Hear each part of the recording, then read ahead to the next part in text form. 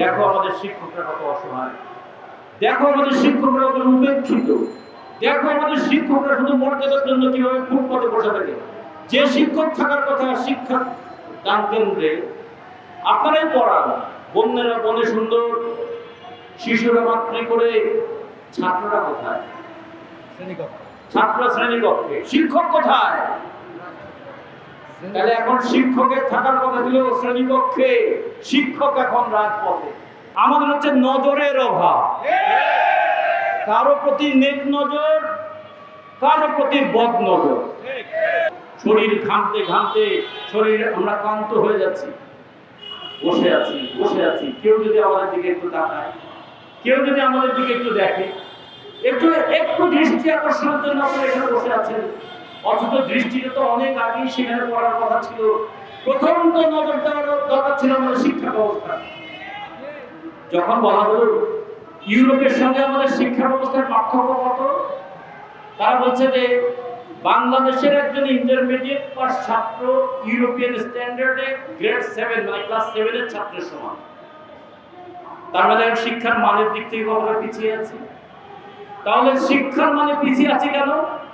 শিক্ষকদের মান তো দূরের কথা, জীবন বাঁচানোই কঠিন, তারা শিক্ষার মান রক্ষা করবে কিভাবে? তাহলে শিক্ষকতার মান উন্নত হলেই তো শিক্ষার মানটা বাড়বে।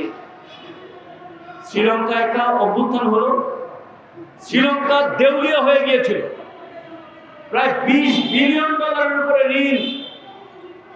যারা ক্ষমতায় এলেন তারা এসে বললেন যে আমাদের অনেক ঋণ আছে, আমাদের অনেক দেনা আছে, সেগুলো আমরা পরিশোধ করবো, এটা ঠিক, কিন্তু সবার আগে নজর দেবো কোথায়? তার মানে সবার আগে নজর দেবো 3টা জায়গায়। এক হলো শিক্ষায়, এক হলো কৃষিতে, আর হলো চিকিৎসায়। যদি শিক্ষিত এবং সুস্থ মানুষ থাকে, এই শিক্ষিত এবং সুস্থ মানুষ তারা দেশের উৎপাদন বাড়াবে, বিদেশে গিয়েও তারা উৎপাদন করতে পারবে। আর কৃষির উৎপাদনটা যদি বাড়ে, মানুষ খেয়ে পড়ে বাঁচতে পারবে। 2 বছরের মধ্যে ওই শ্রীলঙ্কা তাদের ঋণ পরিশোধ করলো, দেউলিয়া জায়গা থেকে শ্রীলঙ্কা ঘুরে যাবে। আর আমাদের এখানে 18 মাস ইউনুস সরকার থাকলেন, কত স্বপ্ন আমরা দেখেছিলাম। ইউনুস সরকারের থাকার সময় 18 মাসে নতুন কোটিপতি জন্ম হয়েছিল 10,372 জন। একদিকে হাজার হাজার মানুষ বেকার। আপনারা সেই সময় রাস্তায় দাঁড়িয়েছিলেন এমপি মুক্ত করবার জন্য। তিনি বলছে দেখছি, আমিও তো একজন শিক্ষক ছিলাম। হ্যাঁ, উনি ছিলেন, আপনার সাহেব একজন শিক্ষক ছিলেন। দেখবো করতে করতে 18 মাস পার হয়ে গেল, কিছুই দেখা হলো না। আমরা শুধু তাকিয়ে দেখলাম এক একজন উপদেষ্টার নামে নানা ধরনের দুর্নীতির কথা বেরিয়ে আসছে। এই সরকার 2026 সালের 12 ফেব্রুয়ারি নির্বাচনে ধস নামানো বিজয়ের মাধ্যমে তিনি ক্ষমতায় এসেছে। সংসদে এখন 213 জনের উপর তাদের সংসদ সদস্য। তারা তো সংসদে বসে সংবিধানের সমস্ত কিছুই পরিবর্তন করতে পারে, 2/3 মেজরিটি তাদের আছে। আমরা সংবিধানের অন্যতম গুরুত্বপূর্ণ জায়গা যে রাষ্ট্র আইনের দ্বারা নির্ধারিত স্তরের সকলের জন্য একই পদ্ধতির শিক্ষা ব্যবস্থা চালু করিবে।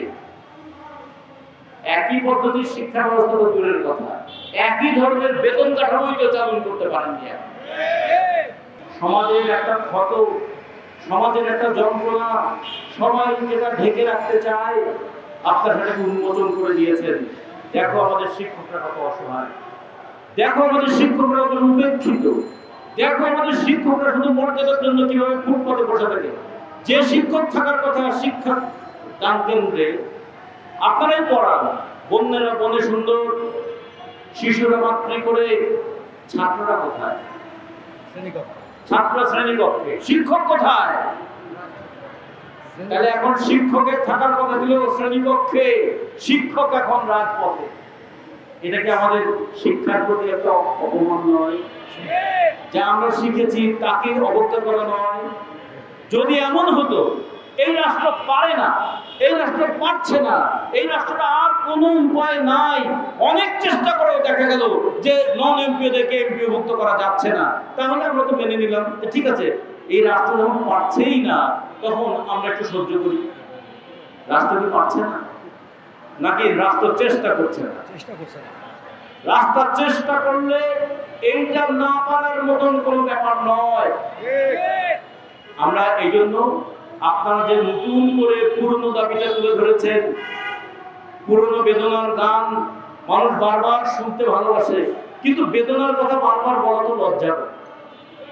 বারবার এই লজ্জার মধ্যে আপনারা পড়ছেন, বারবার এই লজ্জার মধ্যে আপনাদেরকে ফেলছে, কিন্তু যারা লজ্জার মধ্যে ফেলছে তাদের জীবনে লজ্জা বলে কোনো কথা নাই। তা নাহলে তো প্রথম দিনে এই শিক্ষা মন্ত্রণালয় থেকে এখানে লোক পাঠানোর কথা ছিল। শিক্ষা মন্ত্রণালয় তার দায়িত্ব তো শিক্ষা নিয়ে, এখানে স্বরাষ্ট্র মন্ত্রণালয়ের পুলিশ এসে খোঁজ নিয়ে যায়, এখানে ডিবি এসে খোঁজ নিয়ে যায়, এখানে এসবি এসে খোঁজ নিয়ে যায়, এখানে ডিজিএফআই এসে খোঁজ নিয়ে যায়, কিন্তু যার খোঁজ নেওয়ার কথা সে একবারও উঠি দিয়ে দেখে যায় না।